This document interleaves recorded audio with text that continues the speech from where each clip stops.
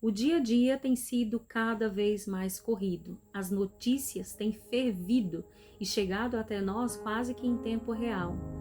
Preocupação e ansiedade têm feito parte dos nossos dias. E como lidar com tudo isso? Hoje nós vamos conversar um pouquinho sobre essa questão de ansiedade, de prioridade, como resolver cada coisa que tem batido a porta dos nossos dias. Seja bem-vindo mais uma vez a esse canal. Se você é novo por aqui, eu me chamo Valquíria e aqui você vai encontrar meditações com coisas cotidianas do dia a dia de uma maneira mais leve, tudo isso baseado na Bíblia. Não é novidade para nenhum de nós que os nossos dias têm sido muito mais agitados do que o dos nossos antepassados, de que a rotina tem sido mais pesada, de que nós encontramos dificuldade para algo que naquele tempo eles tinham, que hoje nós não temos, que é tempo. Você tem tempo? Como tem sido o seu dia? Nesse momento eu quero que você, enquanto eu vou conversando, você vá fazendo uma análise para que você possa compreender melhor esse conteúdo. Como tem sido o seu dia? Desde o despertar até o meio-dia, o horário de almoço, até o anoitecer, e depois que anoitece, como que ainda fica a sua rotina? Você para por aí ou você ainda precisa entrar um pouco além para conseguir colocar em dia as atividades que era necessário? O nosso dia tem sido desafiador, essa é a palavra. As nossas rotinas têm sido puxadas. Nós vivemos num mundo em que parece que as 24 horas não são suficientes para tudo que nós precisamos fazer. E não só isso, não é só para o que nós precisamos fazer, mas aquilo que nós precisamos ser e adquirir. E essa é uma grande preocupação. Quantas vezes as coisas em nossa volta têm nos feito acreditar que para ser nós precisamos ter?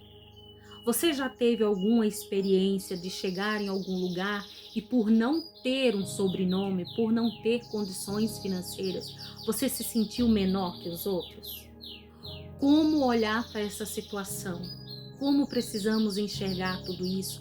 Como criar dentro de nós uma identidade que faz com que nós compreendamos que apesar das circunstâncias, nós somos quem nós somos, não porque temos, mas porque quem somos de fato. E se você analisar numa coisa simples, pegue um comercial de televisão ou aqueles comercial do próprio YouTube, que você vai ver o que passa nesses comerciais.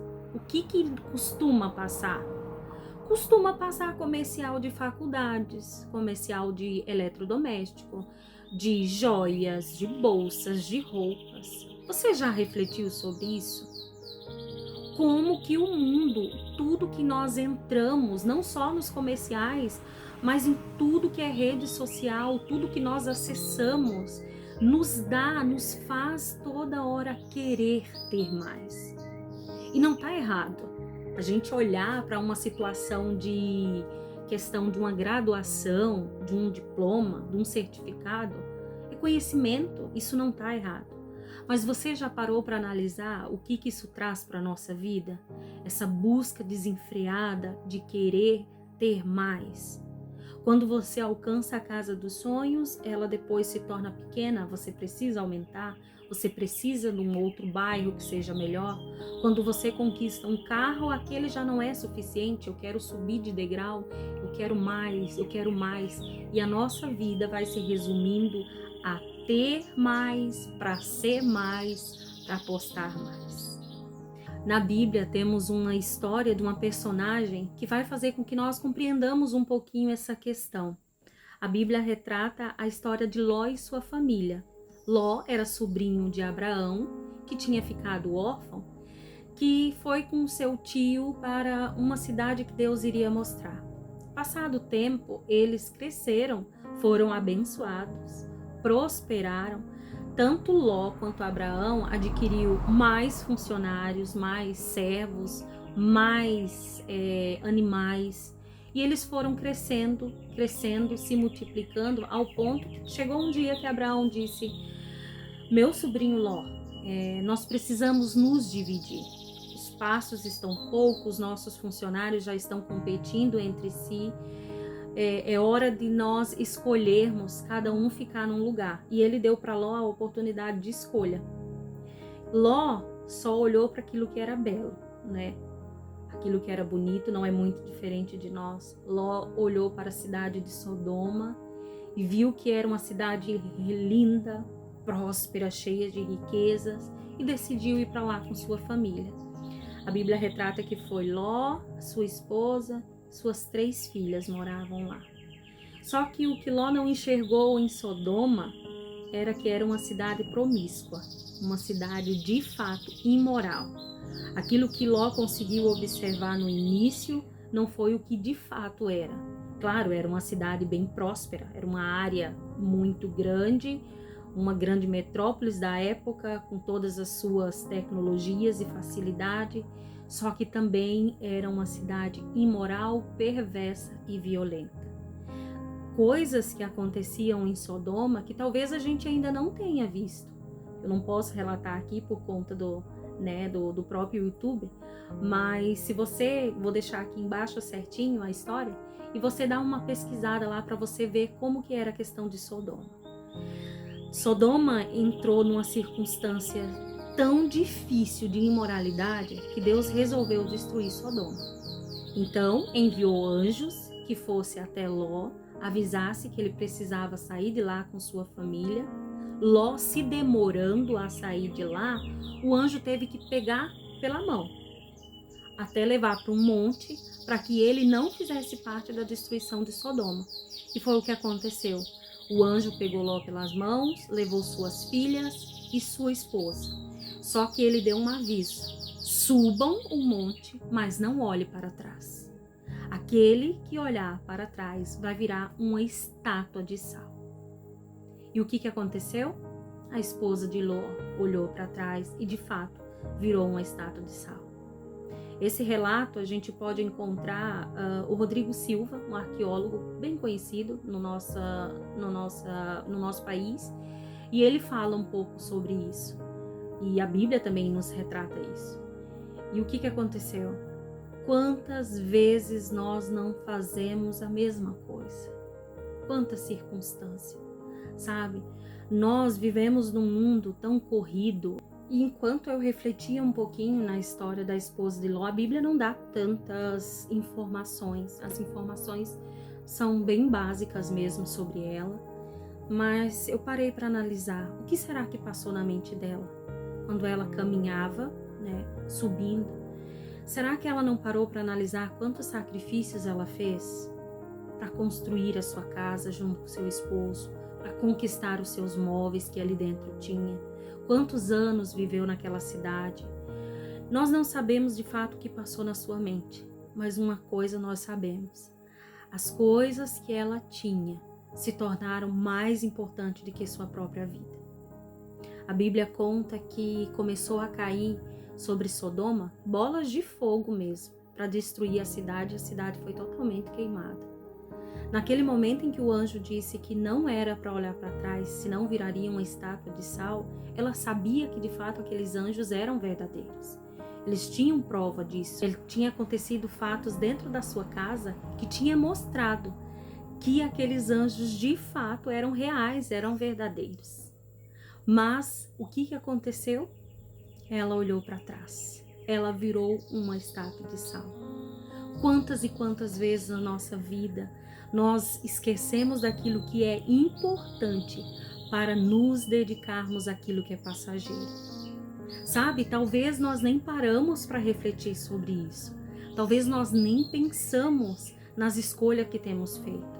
Será que muitas e muitas vezes nós só precisaríamos parar um pouco, refletir, sabe, nos reorganizar na nossa vida para tentar entender as importâncias?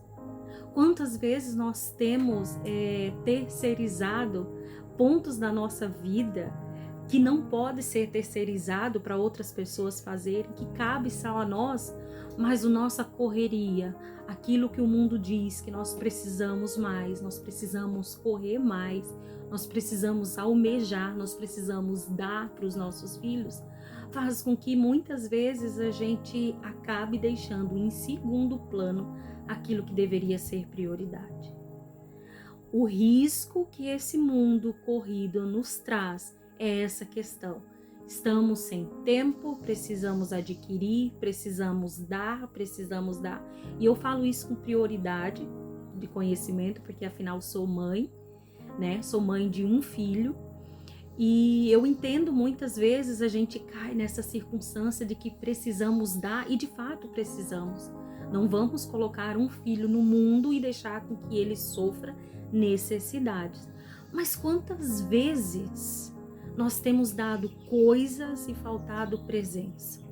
Você já refletiu sobre isso?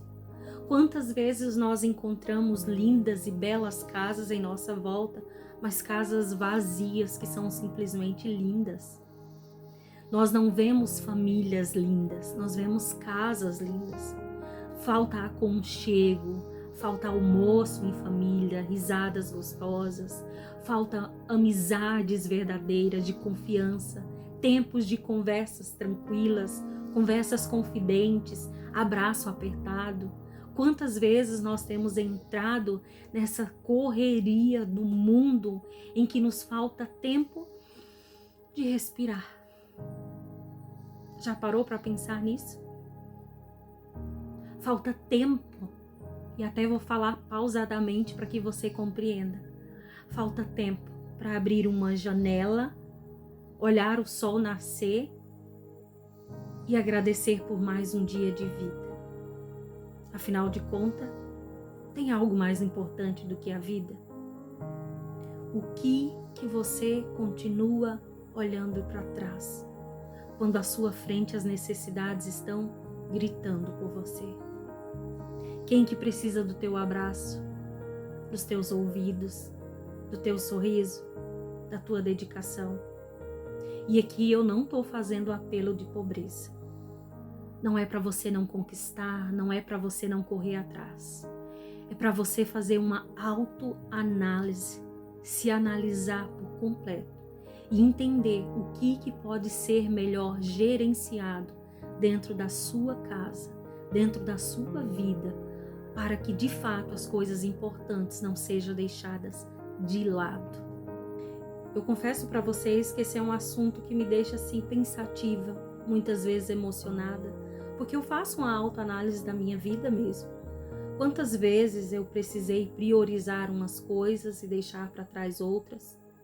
Quantas vezes nós entramos nesse turbilhão de tecnologia e de modernidade e de um mundo que, se a gente não para refletir sobre o que está acontecendo, nós acabamos entrando, e depois que os anos passam é que nós enxergamos o que eu poderia fazer. Você já analisou o que você fez com um recurso que você ganhou, um pagamento do mês de julho dos 3 anos atrás?